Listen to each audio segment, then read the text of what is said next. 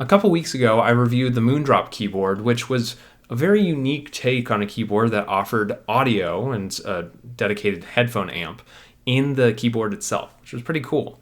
Today, I'm reviewing something even more different, and that is the Find-A mechanical keyboard.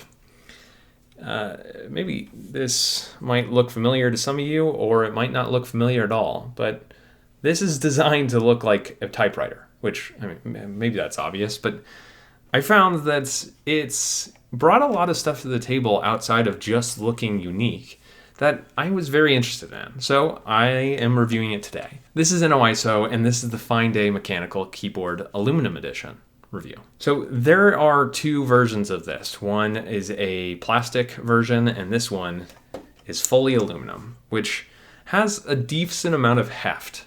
It's obviously designed to look like a typewriter, which it achieves sort of.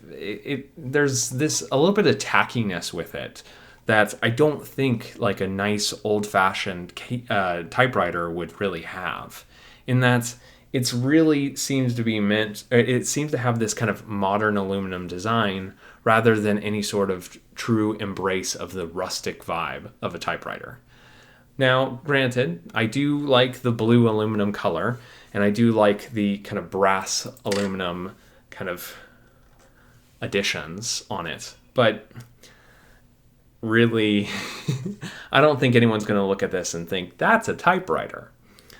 The top of the device has this dedicated slot that you might be able to recognize what it's for. The intent is to be able to put your iPad or your tablet or your phone in there in order to be able to type from it. And what's really cool about this device is that it has not only a USB-C for wired connections, but it also has built-in Bluetooth to connect to several Bluetooth devices. And you can switch very, very easily just with a quick keystroke.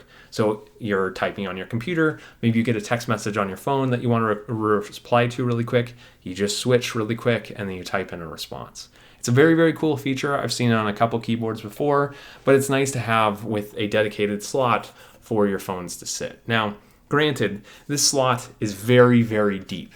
And so chances are you're going to be obscuring some of your phone or some of your tablet while it's in there. And it doesn't have any sort of natural angle to it. I would think that it would allow for phones and tablets to kind of prop backwards a little bit, but maybe they thought that would limit the compatibility. So instead, the slot is completely vertical. Now, on either side, you've got these little wheels, and one of those wheels controls the underlying backlight brightness, which this has a backlight, and the other controls your volume, which, as you guys might have seen on other videos, I actually really love these volume knobs because you can retune them on Windows to whatever you want, or even on Mac. The volume knobs can be adapted to be like scrubbing wheels for when you're editing videos in Premiere Pro, or you can even use it to control games, which is very, very cool. And it's nice to have it as a built-in feature of the keyboard. The lever, on the other hand, if you didn't know, the point of this lever on a typical typewriter is to be able to move to the next line down. It's a return key, effectively, or enter key, effectively. But it obviously, you're not moving paper here. But it still works as a return key or an enter key. My only downside about it is that it is tied to the exact same keystroke as the dedicated enter key or dedicated return key. And so the result is you can't remap it to be something different. I would have loved to have this work as like a turbo mode lever or something silly like that to allow my graphics card to go into overdrive, but that's not how it works. Instead, it is only functional as an enter key unless you want to remap all of your enter keys, which doesn't seem like a good idea. I just couldn't figure out in software how to remap these two keys separately. Now, in terms of the basics, I've seen many of these mechanical keyboards that act or that look like typewriters beforehand or have that design with kind of the very, very tall keys. And I've always been worried about how stable those keys would be. And the stability on these keys, it's not really terrible. I didn't find myself kind of wobbling my hands as I was clicking down on it. Those clicks, though, are all very loud. These are blue switches, which you might have your preferences as a mechanical keyboard enthusiast, what switches you like. But even on top of the fact that the switches themselves are loud, the inner part of the keyboard is completely hollow. And so the sound kind of reverberates inside and makes it even louder. That's not a good experience for me. And it kept me from bringing this into the office, along with the design, kept me from bringing this into the office and wanting to use it in person, because I have a feeling that all of my coworkers would probably throw it out the window. The keys are still pretty comfortable to type on. Like, while I'm not a fan of blue switches in general, just because of their sound, their loudness, if I had a good enough pair of noise canceling earbuds in, or maybe a pair of headphones on top of those, then I wouldn't be bothered by the sound here. The keystroke is pretty comfortable if you like blue keystrokes. I tend to like a kind of softer click instead, which is why I prefer Cherry MX Browns instead, but it's not a bad keystroke at all. Unfortunately, there's no way, as far as I can see, to easily replace the switches, but I've never dove into that, so I might be wrong. The keys themselves could be replaced and reconfigured if you want, with a couple of extra keys in the box to switch it from Windows to Mac. I don't know who would be using this with a Mac, but okay. But the underlying backlights, I'd say, are not really the best in my mind. It really is just for backlighting the entire back of the keyboard. It doesn't really shine up through the keys themselves. On each one of the keys, the legend has a little bit of like a dot matrix effect.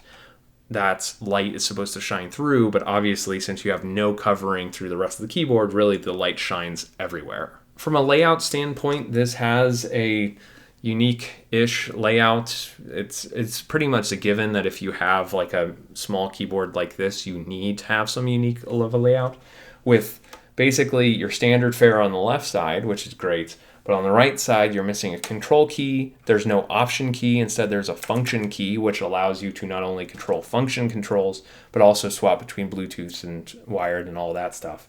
And then you've got a full-size arrow keys, which is nice, but unfortunately, they cut into the length of your shift button, kind of similar to the Moondrop keyboard that I reviewed a couple weeks ago. I don't love this because it ends up with me not really being comfortable with the shift button when I try and shift over and press a question mark with my right hand, for example. But outside of that, it's an okay layout. The delete key, thankfully, is in the right place, unlike that Moondrop keyboard. And then if you so choose, you can use the page up, page down, home, and end keys on this right side. I don't really love having these keys here because more often than not, I'm shifting my hands over to this side in order to root at the backspace key or the enter key.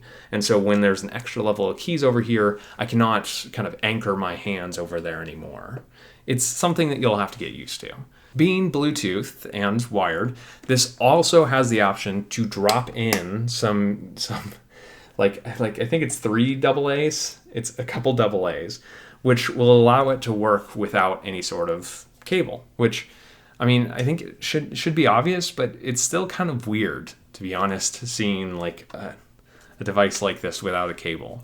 It will definitely clean up your desk, but unless you have your entire desk dedicated to like a rustic aesthetic that still has some like modern design in it, I don't know. I can't think of anyone who could design a desk that this would look good on, to be honest. If you can figure something out in the comments, let me know, or you can point me to a couple pictures that would look good.